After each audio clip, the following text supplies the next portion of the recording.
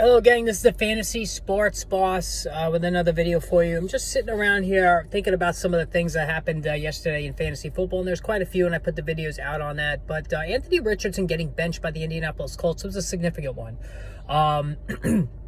From a fantasy perspective, we all know what the deal is, right? With Josh Downs in particular, 19 plus PPR points with Joe Flacco, just under 10 with Anthony Richardson. Michael Pittman as well, much more productive, although not to the degree of Josh Downs with Joe Flacco.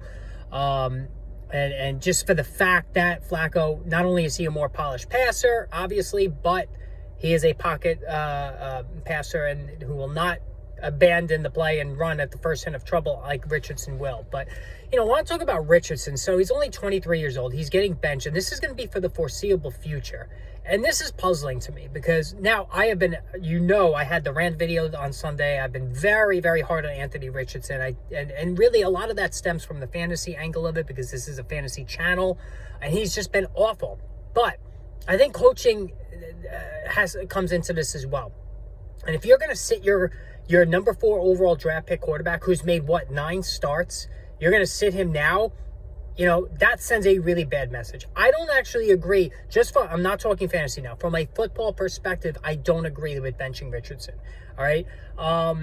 We've seen this in Carolina with Bryce Young. So the NFL, it seems like, especially in these two cases, that throwing a quarterback right out there after he's drafted, they're not all success stories. Like C.J. Stroud, we've seen it with him, Jaden Daniels, even Caleb Williams has been inconsistent.